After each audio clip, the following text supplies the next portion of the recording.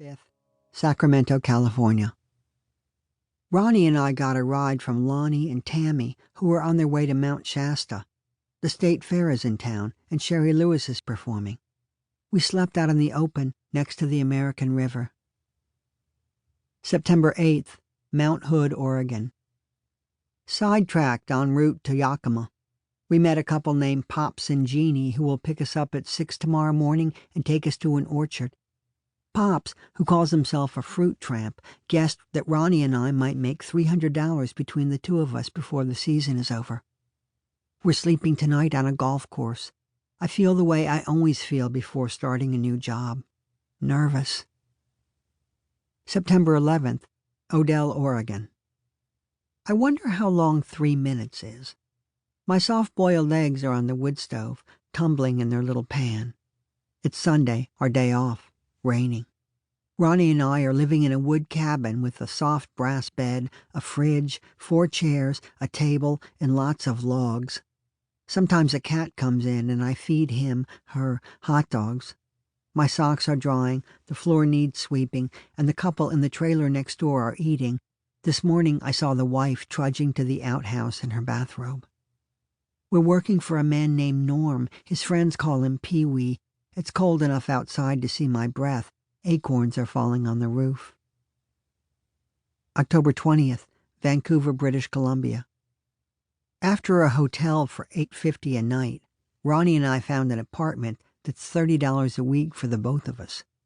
I worry about money, but when it's gone, it's gone. I smoked my first cigarette. It's embarrassing, but you do get a buzz off it. I did anyway, on Davie Street. October 25th. I now own a black jacket and a pair of brown, heavy wool trousers that come up past my navel and button at the ankle. Canadian Army pants? When it comes to clothes, all anyone has to say is, "That looks good," and I'll buy it. So I was walking down the street in my new uniform, very happy, when a guy looked me over and said to his friend, "Who's a faggot?" Then I was just an idiot with stupid clothes on. Ronnie and I leave tomorrow. I'll be glad to go. The dryers in Canada cost 10 cents for 15 minutes. October 26th, Everett, Washington. At the Beehive Cafe, 1 egg is 25 cents. It's $2 for an egg at Denny's. Yesterday we were picked up by 2 fishermen, Ed and Riley. Then we got a ride with Mark, who let us sleep in his trailer. At 6 this morning, he bounded into the living room naked and said, "Let's go." He had just returned from his high school reunion. He was in the band. October 27th, Blaine, Oregon. Some asshole stopped last night and pointed at Ronnie saying, "I'll take the girl." October 29th, Portland, Oregon. Ronnie and I are at the Broadway Hotel, a cheap and depressing place, scary. There is a real poor and a funky poor. This is the real kind. The lobby is full of dying old people, cripples, and a girl who ate hamburger after hamburger, pouring ketchup on every bite. Toilets are down the hall. Our carpet has vomit on it.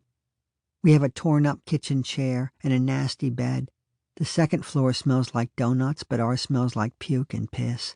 Our fellow guests, winos and the down on their luck, are the ones our parents always warned us about. November 6th, San Francisco, California. I called home and talked to Mom. It was so nice to hear her voice. I didn't want to hang up. She said Paul was hurt that I hadn't written to him, but I just did a few days ago. November 9th, Bakersfield, California. We finally made it to Bakersfield. The countryside here is flat and scrubby. A guy named Doug gave us a nice long ride and told us about his cousin who got stabbed. Last night, under the stars in a pasture in our sleeping bags, I poured my guts out and said things I was afraid to admit even to myself. And you know what? It felt good and not as hopeless as I thought. All that had been inside for so long. November 11th, Kingman, Arizona.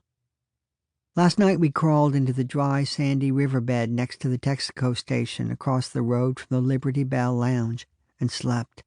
It is warm, and we are waiting for Al, the Apache guy who rescued us from the Hoover Dam. Ronnie and I were there for hours. At one point, a patrolman stopped.